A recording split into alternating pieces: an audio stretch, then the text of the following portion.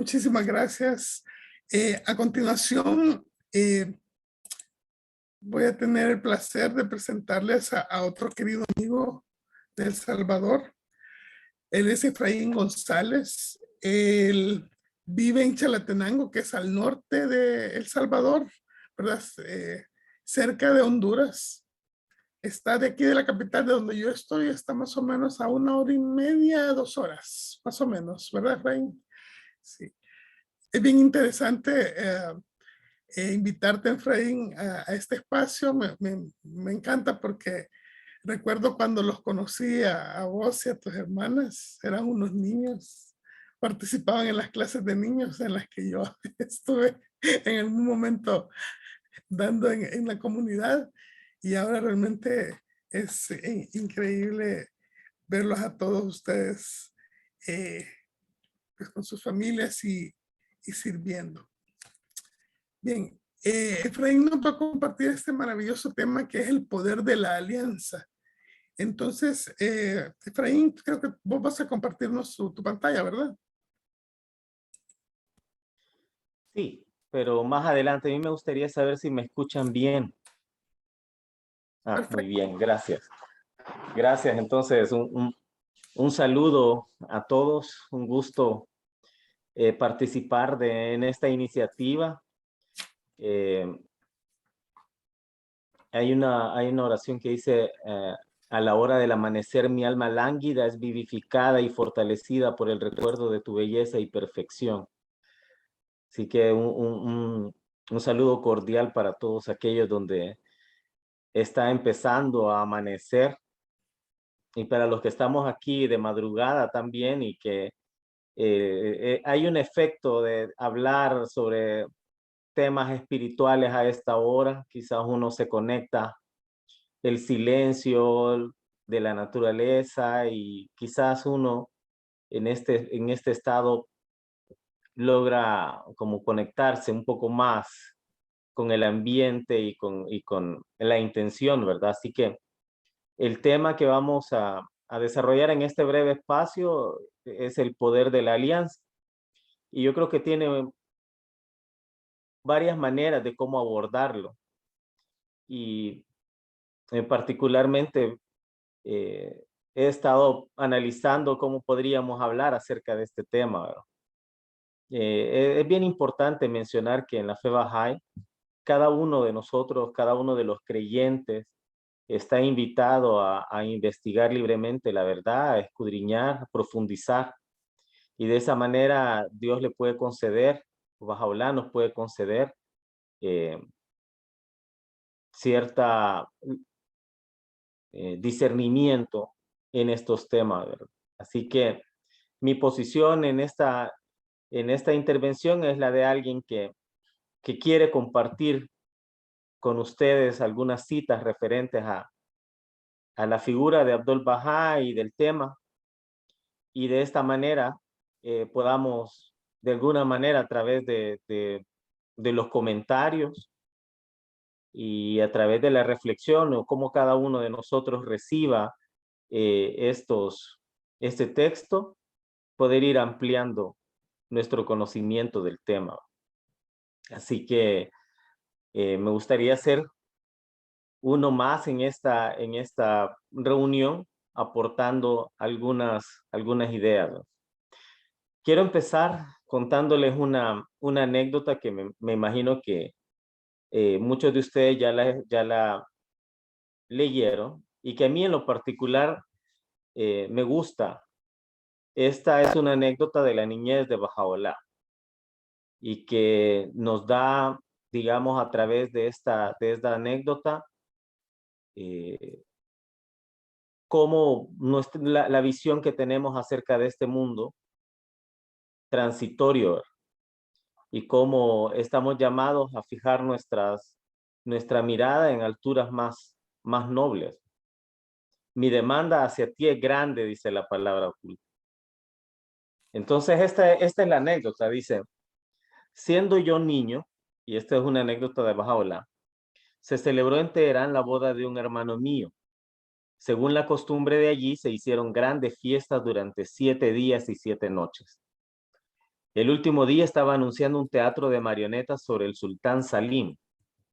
Había muchos jefes y dignatarios de la ciudad.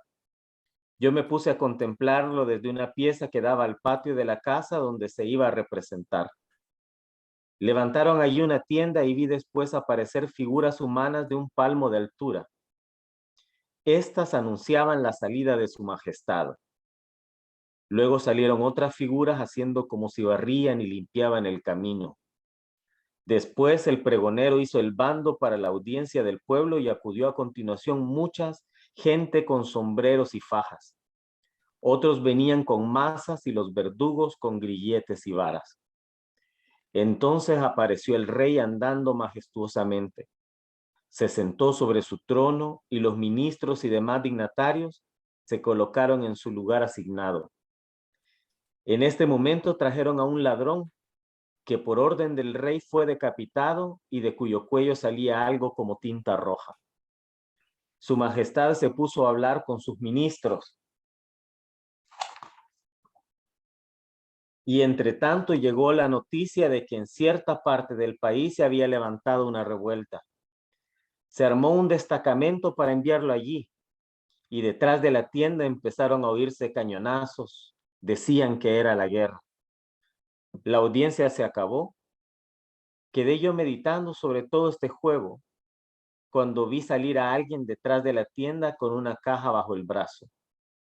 Le pregunté qué llevaba en ella y me respondió que allí estaba todo el juego con el rey, sus ministros, su corte y su ejército. Desde aquel momento el mundo entero y todo lo que hay en él me ha parecido siempre ser como aquel juego, sin más valor que un grano de mostaza. Siempre me ha sorprendido la ignorancia de las gentes que dan importancia a las riquezas y honores transitorios, aún sabiendo que pronto todo será guardado en la caja de la tumba. Me gusta esta historia porque nos hace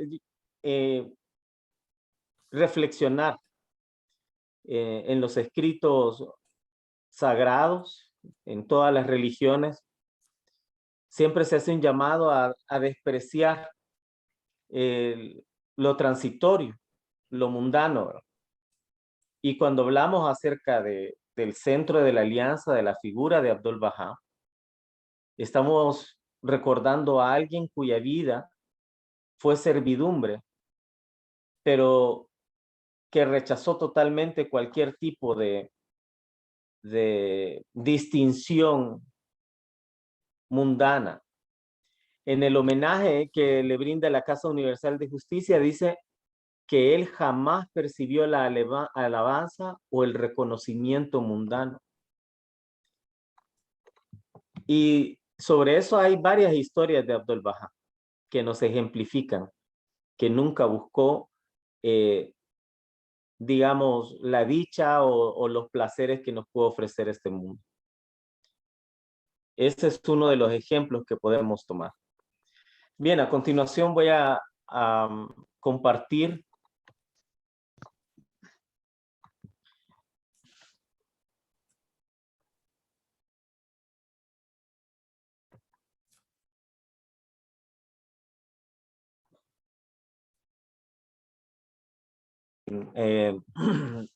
me imagino que ya lo estamos viendo, ¿verdad?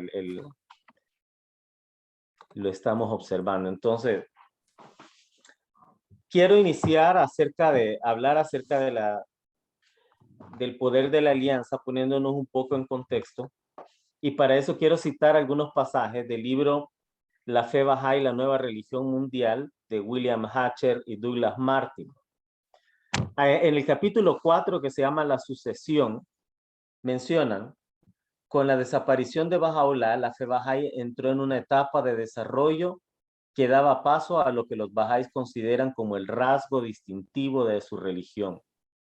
Consistía en la transmisión explícita por parte de Bahá'u'lláh de la autoridad precisa para establecer un sistema de instituciones diseñado para guiar, proteger y ampliar la naciente comunidad Bahá'í.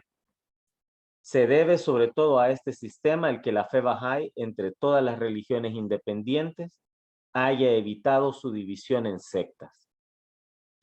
El sistema se apoyaba en un conjunto de documentos interrelacionados en los que Bahá'u'lláh establecía una alianza o acuerdo solemne con sus seguidores. En el convenio designaba a su hijo mayor, Abdul-Bahá, como el único intérprete autorizado de sus enseñanzas y la fuente de autoridad en todos los asuntos de la fe. Uno de los títulos que dio Abdul-Bahá fue el de la rama más poderosa. El documento de la alianza dejaba claro que no debía considerarse a Abdul-Bahá como un profeta o un mensajero divino, sino como el ejemplo humano perfecto de las enseñanzas de Bahá'u'lláh. La transmisión de esta autoridad era explícita y tajante. Quien quiera que se vuelva hacia él, de seguro que se ha vuelto hacia Dios. Y quien quiera que se aparte de él, se ha apartado de mi belleza. Ha negado mi prueba y se cuenta entre los transgresores.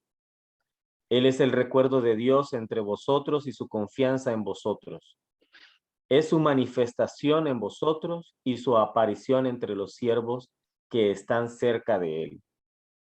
Así he ordenado que transmitáis el mensaje de Dios, vuestro Creador, y os he comunicado aquello que se me ha ordenado.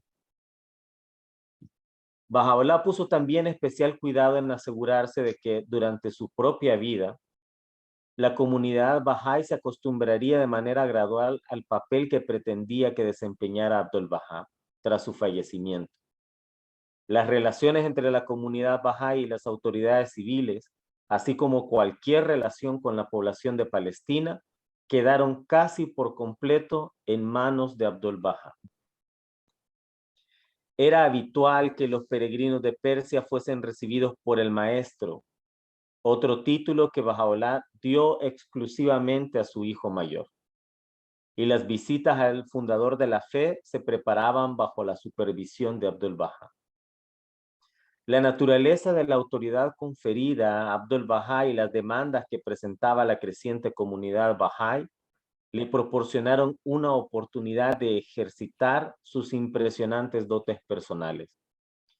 El profesor Brown, que mantuvo su primer encuentro con Abdul-Bahá en 1890 y llegó a conocerlo bien, escribió: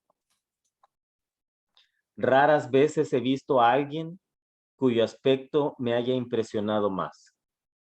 Un hombre alto y corpulento, tieso como una flecha, con turbante y atuendo blancos, largos mechones negros que le llegaban casi a los hombros, una frente ancha y poderosa que indicaba un fuerte intelecto combinado con una voluntad indomable. Tal fue mi primera impresión de Abbas Efendi, el maestro, como es llamado por los babís. Las subsiguientes conversaciones que mantuve con él solo sirvieron para aumentar el respeto que su apariencia me había inspirado desde el principio. Se me antoja escasamente probable encontrar a uno más elocuente en su habla, más preparado para la discusión, más apto para la explicación, más profundamente familiarizado con los libros sagrados de los judíos, cristianos y mahometanos, entre los miembros de la elocuente, preparada y sutil raza a que pertenece. Estas cualidades, combinadas con un porte al tiempo majestuoso y afable, hicieron que cesara de maravillarme de la influencia y estima que gozaba incluso más allá del círculo de los seguidores de su padre. Sobre la grandeza de este hombre y su poder, nadie que le haya visto podría albergar la menor duda. El profesor Brown no llegó a ser un Bahá'í declarado. Entonces, este tipo de relatos le da digamos, un sentido de objetividad al perfil que acabamos de leer acerca del maestro. A continuación, esto es básicamente, podemos decir que en estos cortos citas, hemos conocido en qué consiste o a qué le llamamos como Bahá'í la alianza. Shoghi Effendi, en su libro Dios pasa, destaca este documento, la voluntad y testamento de Baha'u'lláh, como algo único en la historia de las religiones. Nunca antes, dice él, se había conocido la voluntad del fundador de la religión de manera que quedara por escrito y la continuidad después de su ascensión. Entonces, con esto Baha'u'lláh, como lo hemos leído, garantizaba la unidad y la continuidad del desenvolvimiento de su revelación. Baha'u'lláh nos dice que el mensaje principal que nos trae es el de la unidad, y que la unidad del mundo en esta época no solo es posible, sino que es inevitable. Entonces, esta unidad no va a poder ser posible si los creyentes que se reúnen bajo la sombra o bajo el estandarte de la fe no mantienen una unidad de propósito, una unidad de visión que solo, como se nos explica, la fidelidad en la alianza nos lo puede dar.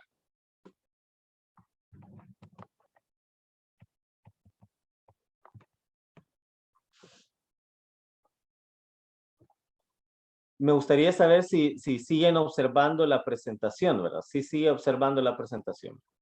A continuación, y en el subsecuente desarrollo del tema, voy a citar algunos párrafos de un documento preparado por el Centro Internacional de Enseñanza que se llama El Siglo de la Luz.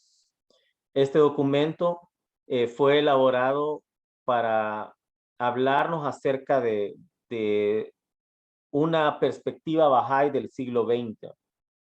Y es en el siglo XX en el que Abdul-Bahá desarrolla parte de su ministerio y que generó una influencia no solo en el desarrollo o en la evolución de la fe, sino también en el mundo. Abdul-Bahá nace el 23 de mayo de 1844 y en la historia Bahá'í, el periodo que va de 1844 a la ascensión de Abdul-Bahá en 1921 se le conoce como la edad heroica y apostólica. Y con su fallecimiento inicia la otra etapa que se llama la edad formativa, de la cual en este año se cumplen 100 años. Y por esa razón, de alguna manera, estamos acá tratando de llevar a cabo actividades en homenaje a lo que esto significa no solo para el mundo Bahá'í, sino la influencia que esperamos ejerza en el mundo. Entonces, en el siglo de la luz nos dice que sobre el telón de fondo que dibujaba esta mezcla de falsa confianza y profunda desesperación, de iluminación científica y penumbra espiritual, surgió con el siglo XX la figura luminosa de Abdul-Bahá. El camino que le había traído a esta coyuntura apoteósica en la historia de la humanidad había recorrido más de 50 años de exilio, encarcelamiento y privaciones, de los cuales ni un solo mes podría calificarse de sosiego o tranquilidad. Había llegado hasta ahora resuelto a proclamar tanto a los receptivos como a los desatentos el establecimiento en la tierra de ese reino prometido de paz y justicia universales que a lo largo de los siglos había dado alas a la esperanza. Sus cimientos, declaró, lo constituían la unificación en este siglo de la luz de las gentes del mundo. En este día, los medios de comunicación se han multiplicado y los 5 continentes de la Tierra se han fundido virtualmente en uno solo. Del mismo modo, todos los miembros de la familia humana, ya se trata de pueblos o de gobiernos, de ciudades o de aldeas, se han vuelto cada vez más interdependientes. De ahí que la unidad de la humanidad pueda lograrse en este día. En verdad, esta no es sino una de las maravillas de esta prodigiosa edad, de este siglo glorioso. Durante los prolongados años de encarcelamiento y destierro que siguieron a la negativa de Bahá'u'lláh de servir a los intereses políticos de las autoridades otomanas, a Abdul-Bahá le fue confiada la dirección de los asuntos de la fe, junto con la responsabilidad de actuar como portavoz de su padre. Un aspecto significativo de esta labor lo constituían las relaciones con los funcionarios locales y provinciales que venían a recabar su consejo con relación a sus propios problemas. No muy diferentes eran las necesidades que acuciaban en el país natal del maestro. Ya en 1875, y en respuesta a las instrucciones de Bahá'u'lláh, Abdul-Bahá dirigió a los gobernantes y pueblos de Persia el tratado titulado El secreto de la civilización divina, en el que sentaba los principios espirituales que habrán de guiar la configuración de esta civilización en la era de la madurez humana. Los párrafos de apertura hacían un llamamiento al pueblo de Irán, instándolo a que reflexionase sobre las lecciones que la historia nos depara en torno a las claves del progreso social. Considera atentamente todos estos fenómenos variados, estos conceptos, este conocimiento, estos métodos técnicos y sistemas filosóficos, estas ciencias, artes, industrias e inventos, todos son emanaciones de la mente humana. Cuanto más se han adentrado las gentes en este océano sin fondo, tanto más se han superado. La dicha y el orgullo de una nación consisten en esto, a saber, en que han de brillar como el sol en el alto cielo del conocimiento. ¿Podrán los que poseen conocimiento y quienes no lo poseen recibir idéntico trato? Este tratado o ensayo escrito por Abdul-Bahá a solicitud de Bahá'u'lláh nos va dando una muestra de liderazgo que empezaba a irradiar Abdul-Bahá. Este tratado en un principio fue compartido sin mencionar el nombre de Abdul-Bahá. Era conocido este tratado como escrito por un eminente filósofo persa. Y acá podemos nosotros también, considerando las circunstancias en las que Abdul-Bahá iba creciendo y de la manera en que padeció los exilios de su padre, cómo iba desarrollando esa capacidad no solamente intelectual y sabiduría, sino que iba siendo dotado de unos atributos que van más allá de que van más allá de lo que nosotros podemos explicar, ¿verdad? Y que posteriormente se iban a manifestar con mayor fuerza. El secreto de la civilización divina presagiaba la orientación que habría de fluir de la pluma de Abdul-Bahá en los decenios ulteriores. Tras la devastadora pérdida que siguió a la ascensión de Bahá'u'lláh, los creyentes persas vieron revivir sus corazones con una marea de tablas procedente del maestro. Tablas que suministraban no solo el necesario sostén espiritual, sino también las directrices que les permitirían orientarse en medio de la agitación que sacudía el orden establecido de su país. Dichas comunicaciones, que alcanzaron incluso a las aldeas más diminutas repartidas por el país, daban respuesta a requisitorias y preguntas formuladas por un sinfín de creyentes, a quienes por este medio se les impartía ánimo, orientaciones y seguridad. Así, por ejemplo, en una tabla dirigida a los creyentes de la aldea de Kishi, se menciona por su nombre a casi 160 habitantes. Hablando de la época que alboreaba, dice el maestro, este es el siglo de la luz. Y a continuación explica que el significado de esta imagen es la aceptación del principio de la unidad y sus implicaciones. Con ello, quiero expresar que los amados del Señor deben considerar a todos los malintencionados como deseosos del bien, Esto es, deben relacionarse con un enemigo como corresponde a un amigo y tratar al opresor como si fuera un compañero amable.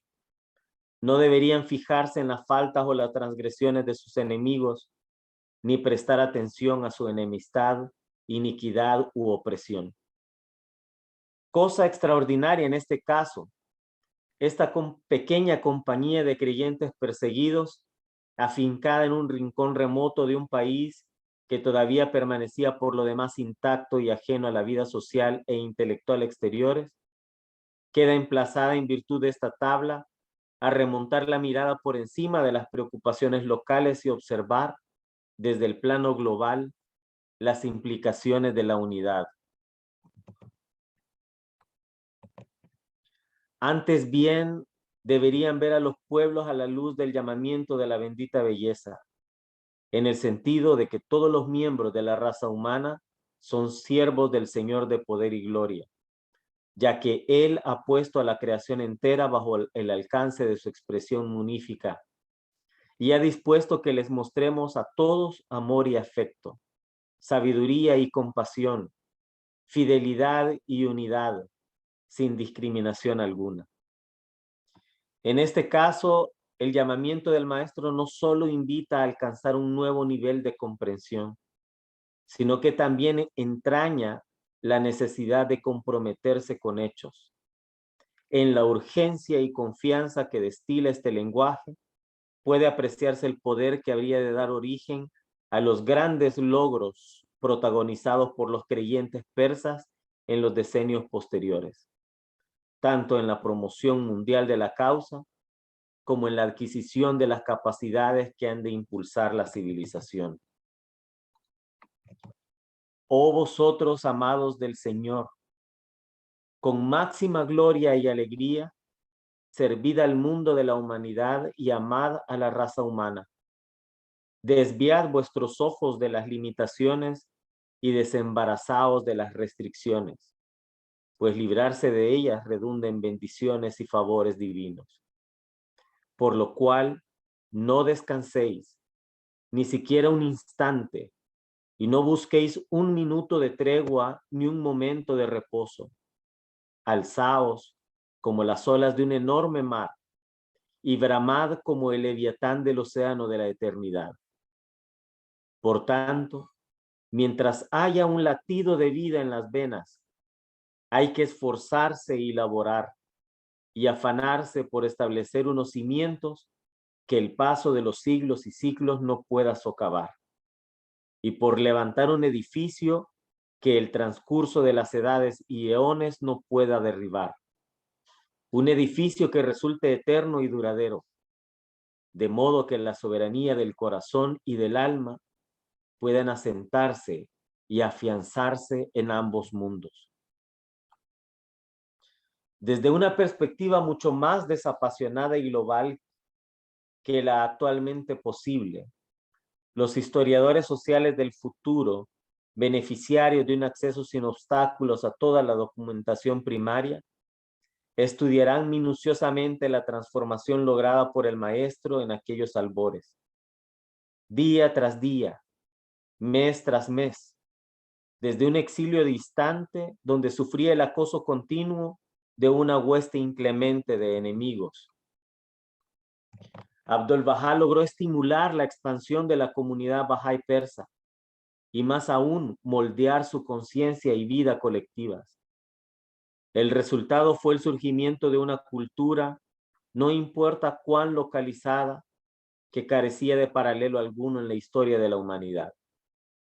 Nuestro siglo, con todas sus revueltas y pretensiones grandilocuentes de crear un nuevo orden, carece de un ejemplo comparable de aplicación sistemática de los poderes de una sola mente a la construcción de una comunidad diferenciada y triunfante que cifraba su esfera última de actuación en el propio planeta.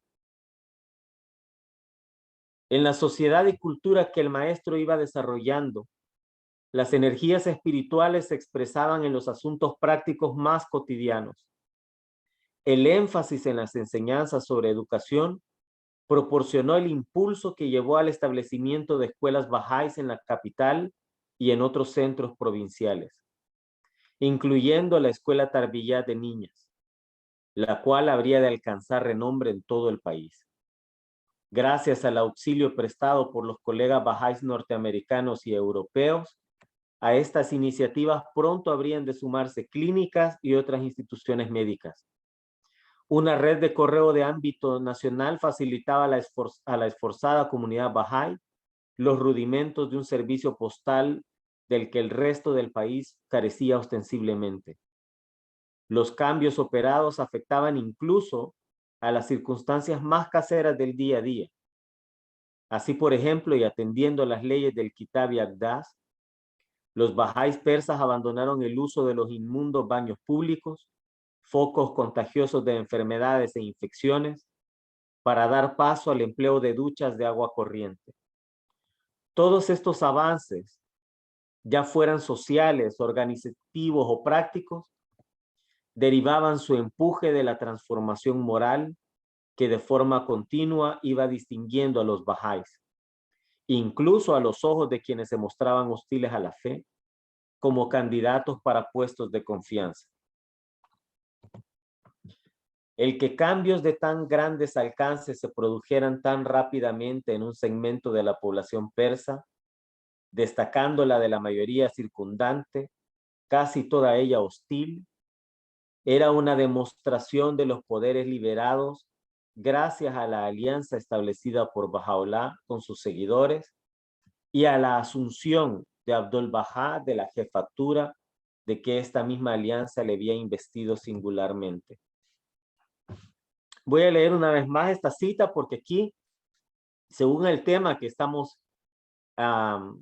abordando, aquí hay una referencia, ¿verdad?, hacia el poder de la alianza. Dice, el que cambio de tan grandes alcances se produjeran tan rápidamente en un segmento de la población persa, como lo que acabábamos de mencionar, la creación de la escuela Tarbiyat, el hecho de hacer una práctica de higiene que no era costumbre, y no solamente la idea, y era lo que estaba mencionando, que la idea de la educación no solo se quedaba a un nivel de filosofía, sino que daba paso a la creación de una escuela y posteriormente a la creación de clínicas.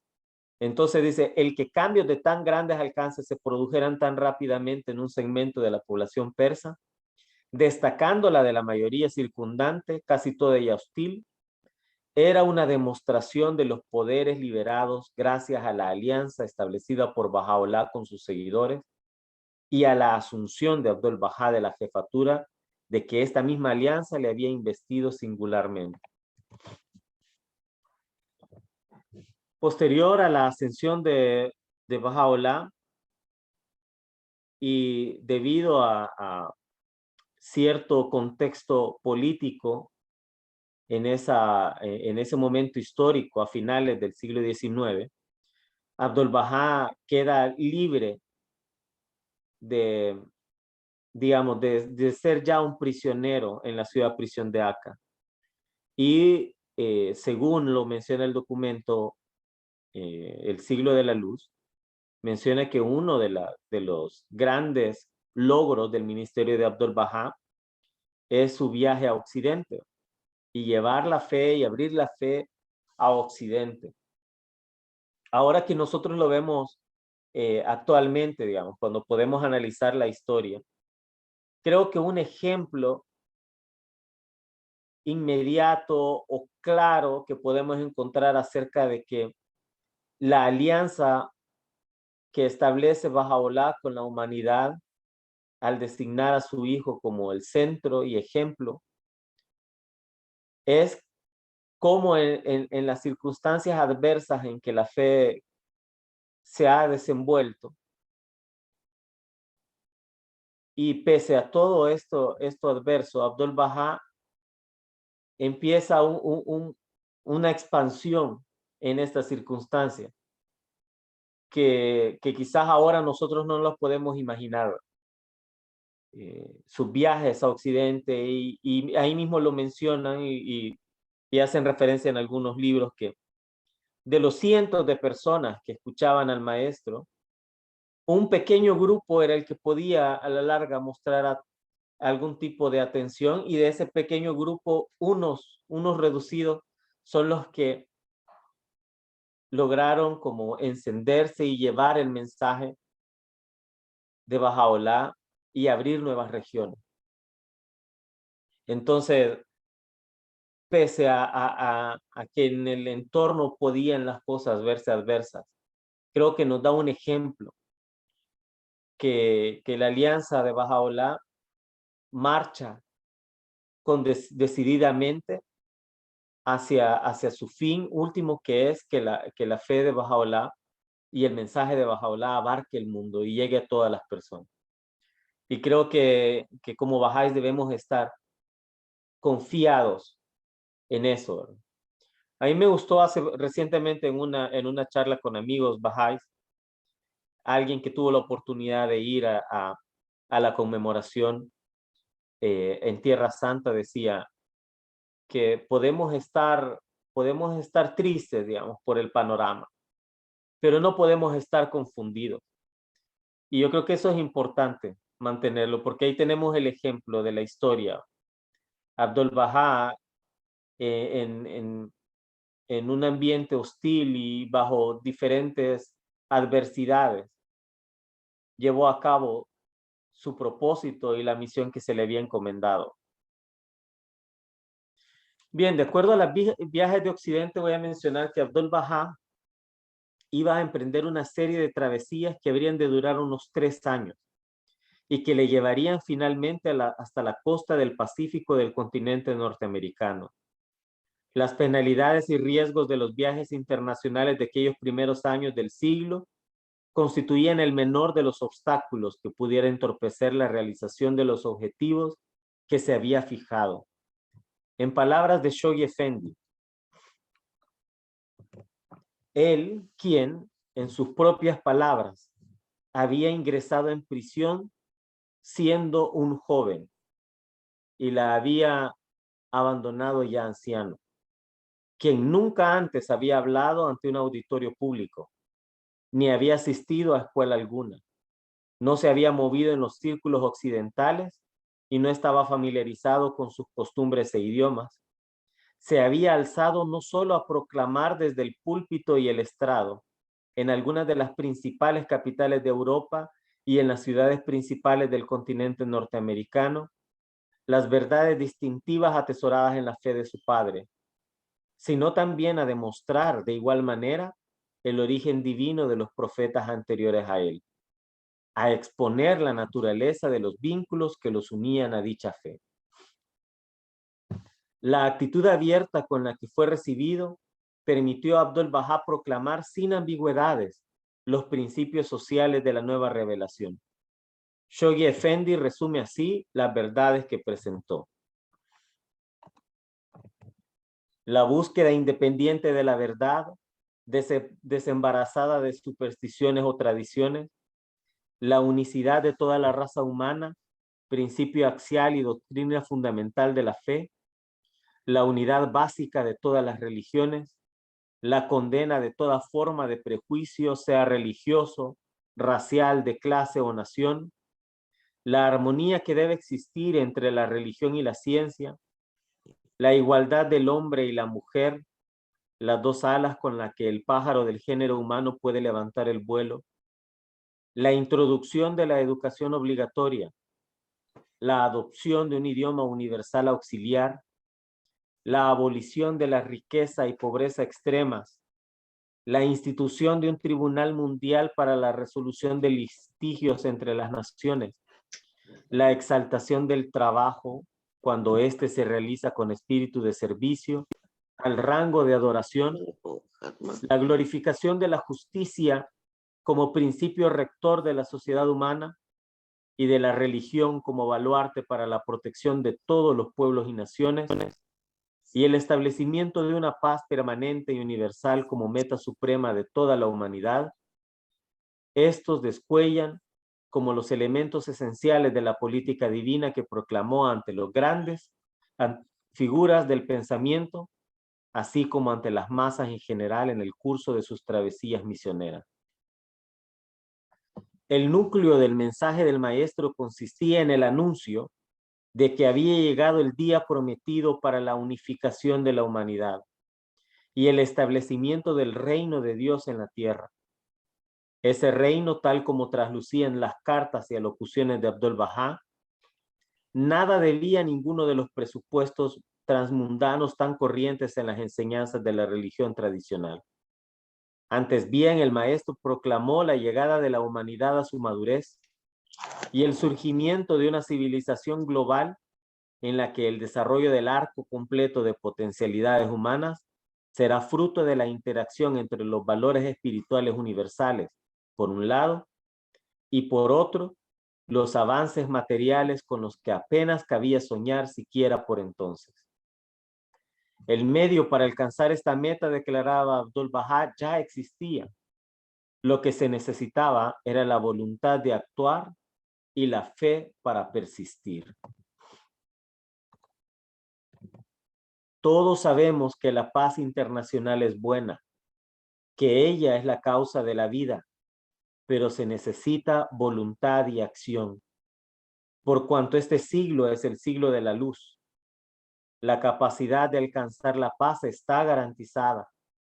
Es cosa cierta que estas ideas se difundirán entre los hombres a tal punto que darán pie a la acción. Yo creo que esta cita nos ejemplifica la visión de Abdul-Bahá, que definitivamente nosotros no la podemos comprender. Imaginemos ese contexto previo a la Primera y a la Segunda Guerra Mundial y todo lo que revolucionó el mundo y toda la desesperanza y la tragedia y que ocasionó. Y Abdul-Bahá nos está diciendo, antes de que todos esos eventos tuvieran lugar, dice, es cosa cierta que estas ideas se difundirán entre los hombres a tal punto que darán pie a la acción. Sin duda, en la actualidad se habla acerca de la unificación, de la pacificación, pero Abdul-Bahá, cuando lo mencionó, estaban todavía en ciernes todos esos acontecimientos que iban a devenir en el mundo y que visto desde, digamos, sin esta visión que nos ofrece la fe de Bahá'u'lláh, podíamos tener un panorama totalmente desconsolador, trágico. Aunque expresados con cortesía y consideración indefectibles, los principios de la nueva revelación quedaron sentados sin componendas tanto en los encuentros privados como en los públicos. De forma invariable, los actos del maestro solían ser tan elocuentes como las palabras que empleaba. Así, por ejemplo, en Estados Unidos, nada podía transmitir más claramente la creencia bahá'í en la unicidad de la religión que la prontitud con que Abdul-Bahá incluía referencias al profeta Muhammad en sus charlas dirigidas a audiencias cristianas, o su taxativa reivindicación del origen divino tanto del cristianismo como del islam ante la congregación reunida en el Templo Emanuel de San Francisco. Su capacidad para inspirar en las mujeres de todas las edades la confianza de que poseían capacidades espirituales e intelectuales plenamente equiparables a las de los hombres. Su demostración sin provocaciones, pero clara, del significado de las enseñanzas de Bahá'u'lláh sobre la unidad racial, al dar la bienvenida a invitados negros y blancos en su propia mesa y a la mesa de sus destacadas anfitrionas, y su insistencia en la importancia trascendente de la unidad en todos los aspectos del empeño bahá'í. Tales demostraciones sobre el modo en que deben compenetrarse los aspectos espirituales y prácticos de la vida abrieron ante los creyentes amplios horizontes de renovadas posibilidades. El tono de amor incondicional con el que estos desafíos solían expresarse conseguía que las audiencias a las que se dirigía el maestro superasen sus miedos e incertidumbres. Tal como ocurría con el proceso simultáneamente desplegado en Persia, solo los futuros historiadores podrán apreciar adecuadamente el poder creativo de esta faceta de los viajes occidentales. Numerosos recuerdos y cartas dan testimonio del modo en que incluso unos breves encuentros con el maestro bastaron para dar sostén a un sinfín de actividades. En sus esfuerzos sacrificados de años posteriores dedicados a expandir y consolidar la fe.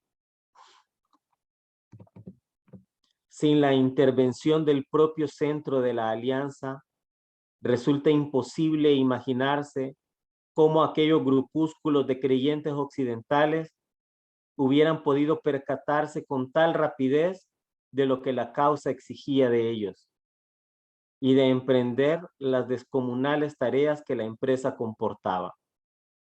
Máxime teniendo en cuenta que carecían por completo del legado espiritual de que disfrutaban sus correligionarios persas, gracias a la dilatada participación de padres y abuelos en las gestas heroicas de la primera historia Babí y Bahá'í.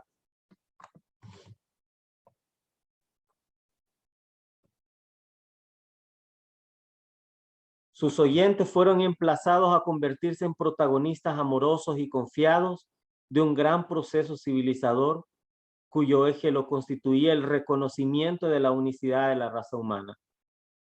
Abdul-Bahá había prometido que, al alzarse a emprender su misión, encontrarían abiertas en sí mismos y en los demás capacidades enteramente nuevas con las que Dios había dotado en este día a la raza humana. Debéis convertiros en el alma misma del mundo, el espíritu viviente del cuerpo de los hijos de los hombres. En esta época maravillosa y en este tiempo en el que la antigua belleza, el más grande nombre, portadora de innumerables dones, se ha remontado sobre el horizonte del mundo. La palabra de Dios ha infundido en la esencia más íntima de la humanidad tal poder sobrecogedor que ha dejado sin efecto las cualidades humanas de la persona y, con su potencia conquistadora, ha unificado a los pueblos en un vasto océano de unicidad. La clave de esta visión sobre la futura transformación de la persona y de la vida social de la humanidad fue el anuncio que Abdul-Bahá realizó poco después de su llegada a Norteamérica, al proclamar la alianza de Bahá'u'lláh y el papel central que él mismo había sido llamado a desempeñar en ella. En palabras del propio maestro, he aquí la característica más importante de la revelación de Bahá'u'lláh, una enseñanza particular que no fue dada por ninguno de los profetas del pasado, a saber, el nombramiento del centro de la alianza. En virtud de esta designación y disposición, él ha salvaguardado y protegido la religión de Dios frente a las diferencias y cismas, imposibilitando con ello que nadie origine una nueva secta o facción confesional. Al escoger la ciudad de Nueva York para sus fines designándola la ciudad de la alianza, Abdul-Bahá puso de manifiesto ante los creyentes occidentales la transmisión de autoridad que operó el fundador de su fe con vistas a la interpretación definitiva de su revelación. Lua Getzinger, una creyente altamente respetada, fue llamada por el maestro para preparar al grupo de Bahá'ís reunido en la casa donde residía temporalmente para este anuncio histórico, tras lo cual él mismo bajó las escaleras y habló en términos generales sobre algunas de las repercusiones de la alianza. Juliet Thompson, quien junto con uno de los traductores persas se encontraba en la sala inferior en el momento en que esta misión le era confiada a su amiga, nos ha dejado un relato de aquellas circunstancias. La autora pone en boca de Abdul-Bahá las siguientes palabras: yo soy la alianza designada por Bahá'u'lláh y nadie puede refutar su palabra. Este es el testamento de Bahá'u'lláh. Lo encontraréis en el libro sagrado del Actas. Salid a proclamar, esta es la alianza de Dios entre vosotros. Al tiempo que Abdul-Bahá establecía tanto en sus discursos públicos como en conversaciones privadas la visión del mundo de unidad y paz que habría de generar la revelación de Dios para nuestro día, el maestro avisaba enfáticamente de los peligros que ennegrecían el horizonte inmediato de la fe y del mundo. A ambos, decía Abdul-Bahá, en palabras de Shoghi Effendi, aguardaba un invierno de severidad sin parangón. Para la causa de Dios, aquel invierno se reflejaría en desgarradoras traiciones a la alianza. En Norteamérica, por ejemplo, la inconstancia de un pequeño número de personas frustradas en sus aspiraciones personales de mando acarrió dificultades sin fin para la comunidad. Hizo tambalear la fe de algunos, en tanto que otros simplemente se fueron apartando de la causa. En Persia, asimismo, la fe de los amigos fue puesta a prueba reiteradamente por las maquinaciones de algunas personas ambiciosas que, de improviso, habían concebido posibilidades de engrandecimiento personal que creían adivinar en los éxitos obtenidos por el maestro en Occidente. En ambos casos, las consecuencias de tales defecciones condujeron a la postre al aumento de la devoción de los creyentes firmes. En cuanto a la humanidad en general, Abdul-Bahá avisó en términos ominosos de la catástrofe que veía aproximarse, al tiempo que recalcaba la urgencia de los esfuerzos de reconciliación que podrían aliviar en alguna medida el sufrimiento de la población mundial.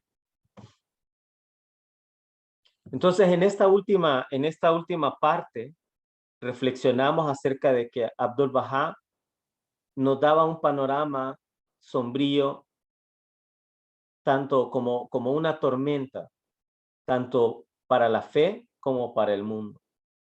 En la fe, como lo leímos y según lo constata en la historia, a la lectura del documento de la voluntad de Bahá'u'lláh, no fue recibido en un principio y obedecido.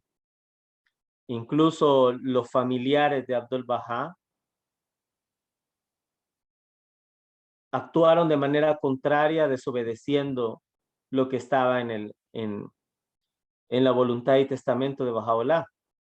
Eso da origen a un término que se utiliza en la fe Bahá'í para definir a quienes no siguen o no son fieles a la alianza. El término que se utiliza es como violador de la alianza o violador del convenio para hacernos referencia a aquellas personas que contradicen o que actúan en contra de este pacto de Dios con la humanidad.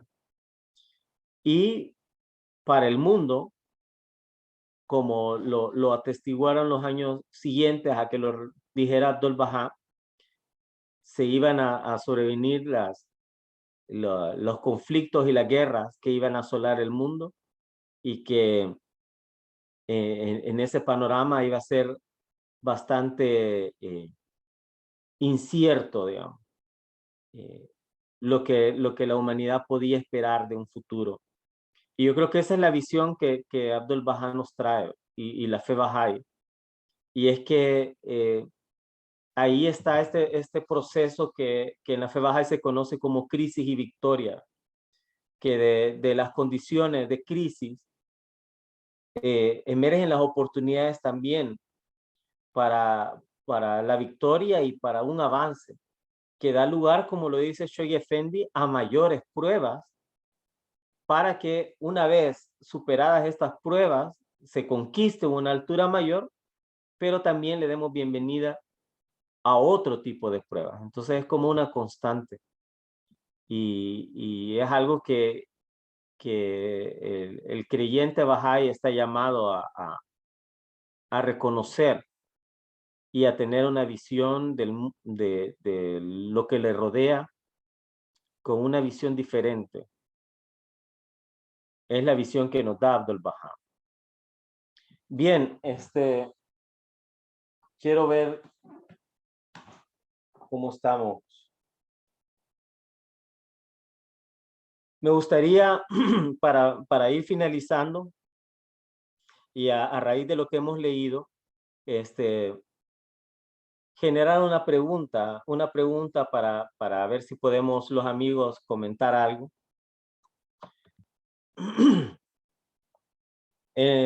Antes de la pregunta, hay una cita en este libro de El siglo de la luz que me gustaría utilizar para el cierre. Dice, algunos movimientos aparecen, se manifiestan durante un breve periodo de actividad, luego dejan de ser.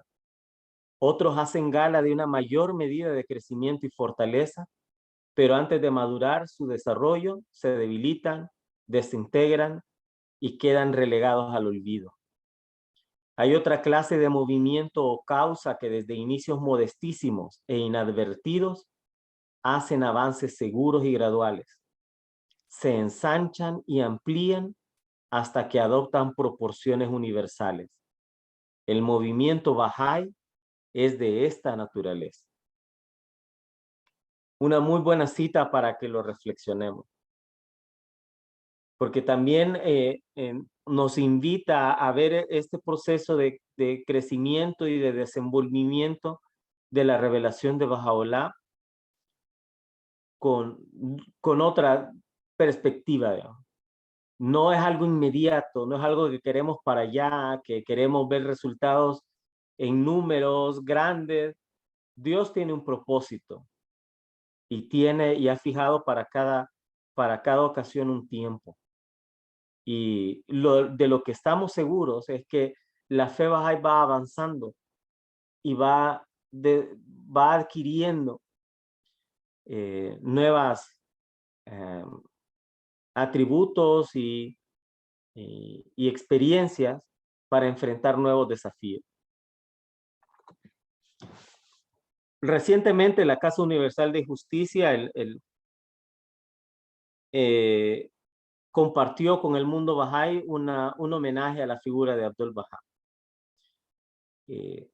Al cierre de ese homenaje, la Casa Universal de Justicia decía: reservamos las palabras que nos restan para hacerte una promesa de fidelidad, para nuestro voto de mantener la alianza que, a través de ti, fue proclamada, abanderada y reivindicada, para nuestra declaración incondicional de lealtad a tu guía y tus exposiciones intemporales, a tus fervientes ruegos y exhortaciones. La Casa Universal de Justicia en este homenaje se dirige hacia la figura de Abdul Baha y considero que nos invita a nosotros como creyentes también a hacer esta declaración.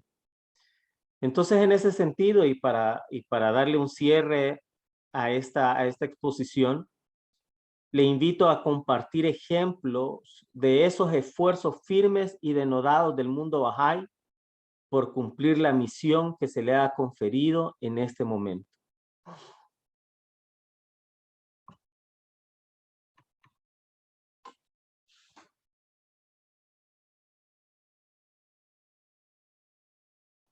Entonces queda el espacio abierto, amigos, para que lo reflexionemos. Me gustaría invitarles también si hay algún comentario acerca de lo que acabamos de leer. Básicamente está en el documento El siglo de la luz, preparado por el Centro Mundial, y en La fe Bahá'í, la nueva religión mundial, de William Hatcher.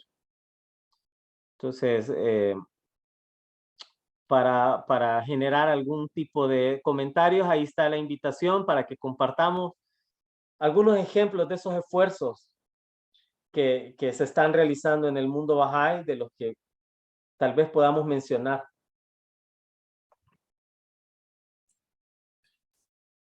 Muchas gracias, Efraín. Bien, amigos, queda pues abierta el planteamiento que nos hace Efraín, si podemos encontrar y compartir ejemplos de esos esfuerzos. ¿Podrías terminar de cerrar la presentación, Efraín, para que los amigos nos podamos ver? Perfecto, gracias. Bien, estamos invitados pues a hacer comentarios o preguntas o responder pues la inquietud que Efraín nos ha planteado. Así que quien desea compartir algo, bienvenido sea.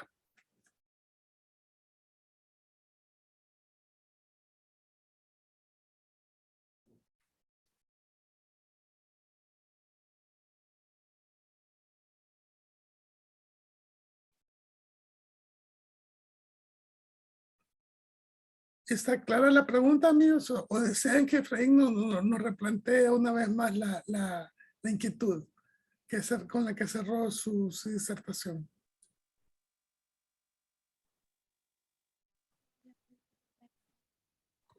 Sí, si gustan lo vuelvo a reformular. Por favor.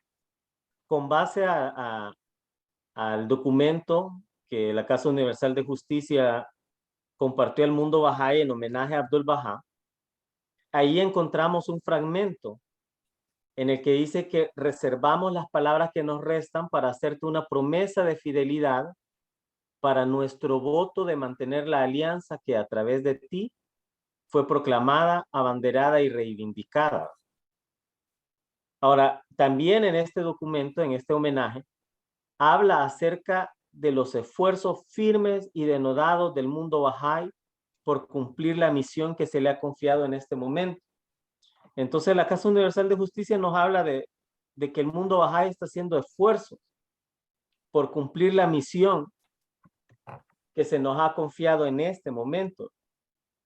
Entonces, de alguna manera, todos los amigos que nos encontramos reunidos en esta sala, estamos participando de alguna manera en algunos de estos esfuerzos a los que hace referencia la Casa Universal de Justicia. Entonces, pensando en el poder de la alianza y en esta invitación que nos hace la Casa Universal de Justicia, yo propongo que comentemos algunas de estas experiencias, algunos de estos esfuerzos, como una manera de poder tal vez conocer y de alegrarnos también porque pienso que en el sendero del servicio a Abdul Bahá, como él nos dice, ¿verdad? Debemos hacerlo con alegría. Y yo creo que podemos cerrar esta conversación eh, compartiendo algunos de estos relatos. Gracias, Efraín. Bien, amigos, ¿quién desea pues, iniciar la conversación?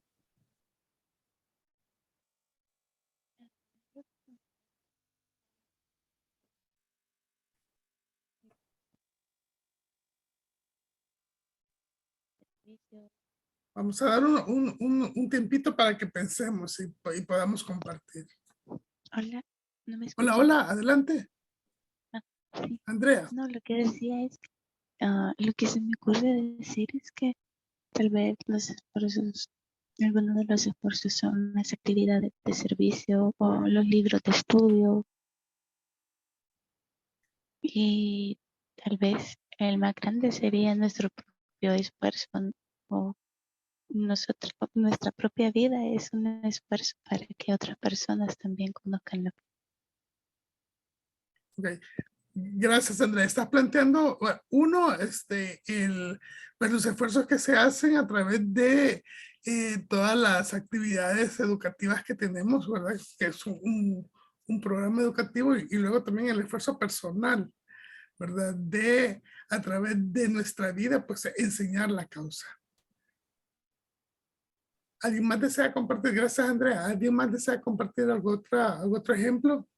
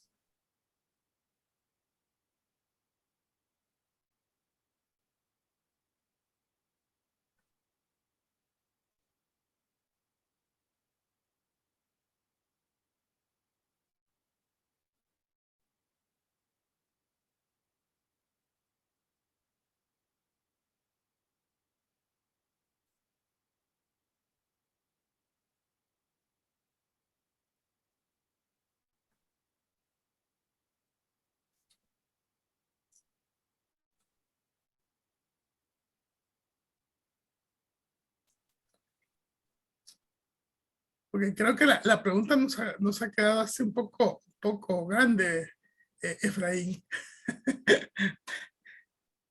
Pero sí me parece realmente...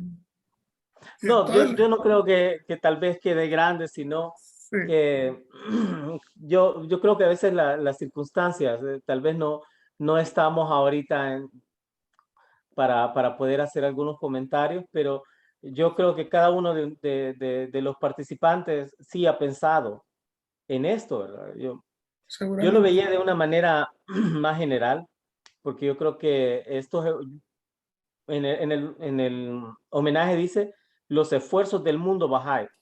Entonces, no lo estaba enfocando a nivel individual, porque yo creo que esa relación personal entre tus esfuerzos es algo que, que se respeta, ¿verdad? Y cada uno sabe, pero a nivel general, los esfuerzos que se están haciendo, y hace poco yo vi un video en el sitio de Bahá'í.org.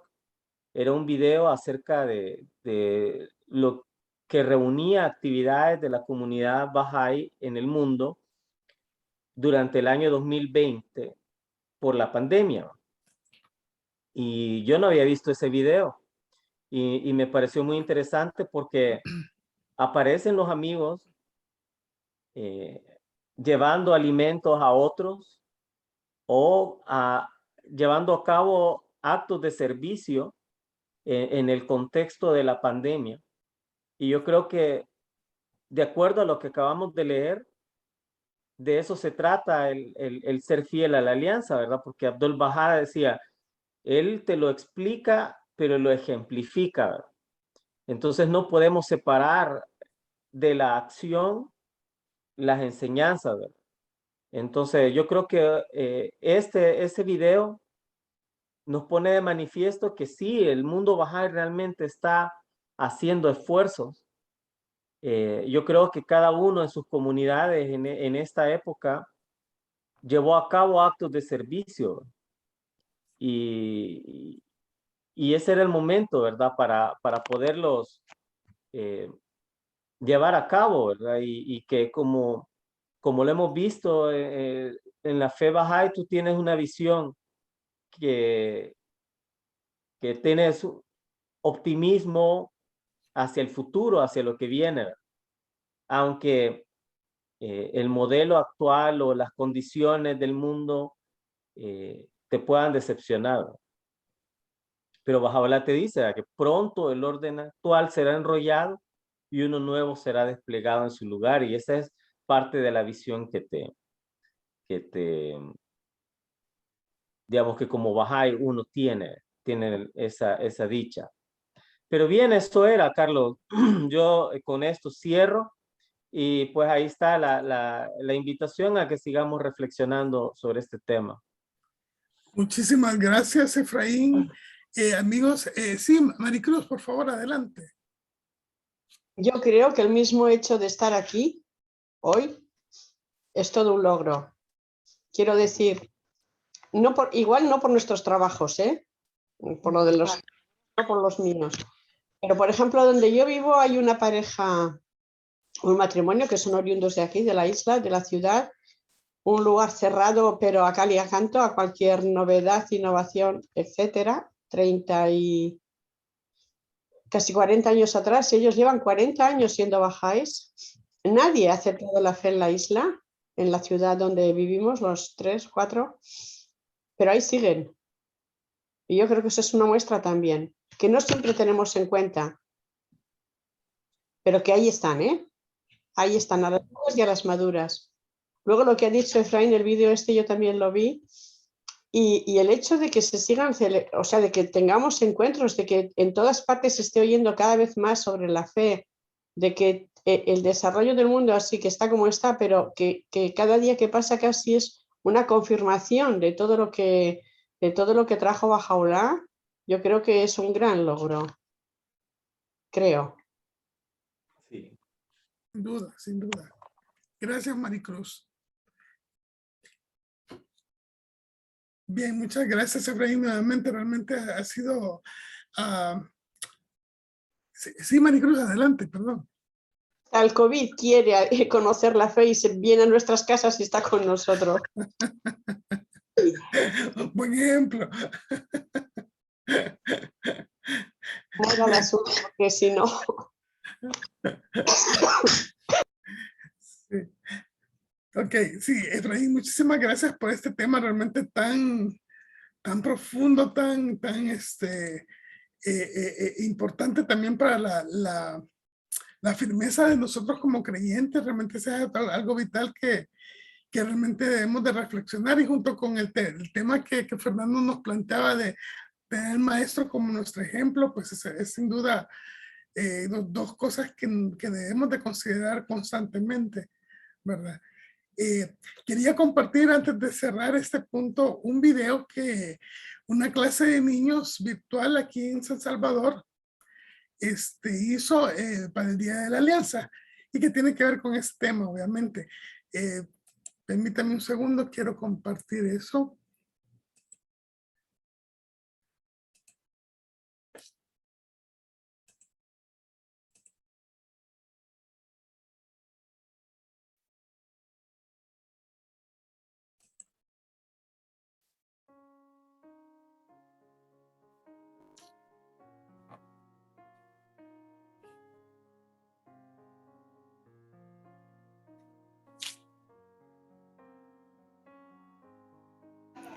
Para mí la alianza es un acuerdo.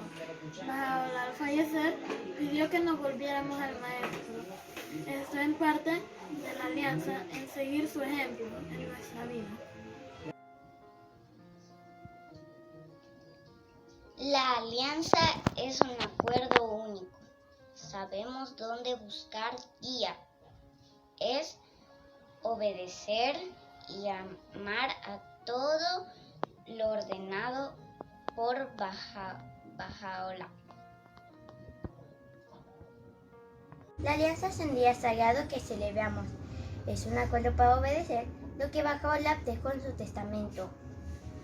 El maestro es el centro de la alianza y ahora es recibir la guía de la Casa Universal de Justicia y obedecer las instituciones. Gracias. La alianza es el acuerdo que al observarlo cuida la fe de la división y la desunión. Es reconocer a Abdul-Bahá como único intérprete de los escritos bahá'ís y luego volvernos a Shoghi Effendi y a la Casa Universal de Justicia.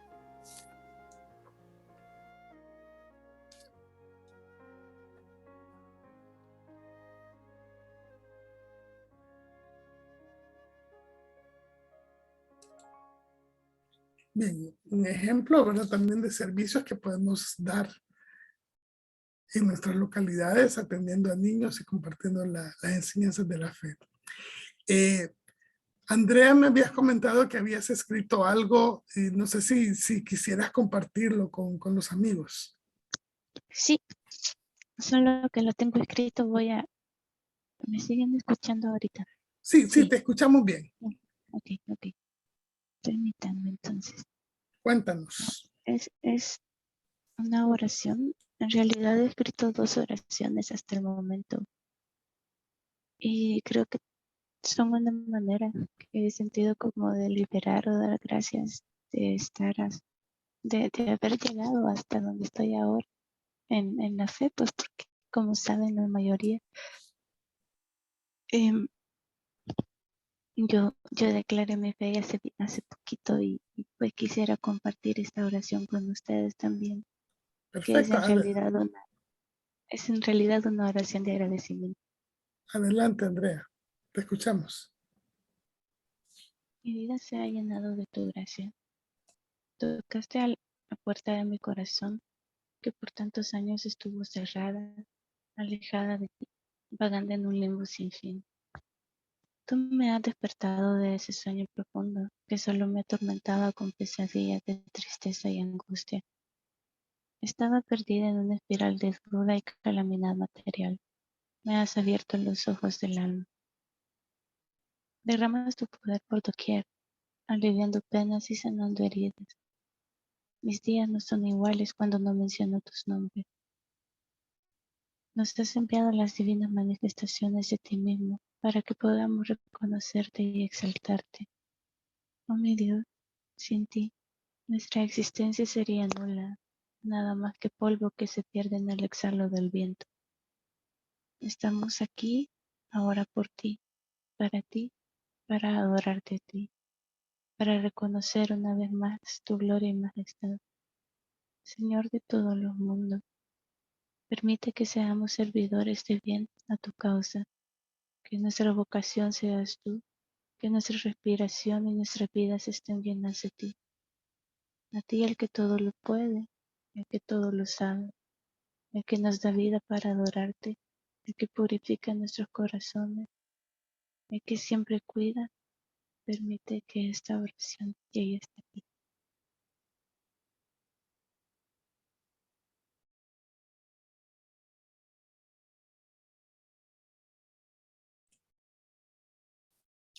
Muchísimas gracias, Andrea, por compartir eso que ha salido de tu corazón. Gracias, gracias. Bien, amigos. Sí, Andrea. Ok, gracias.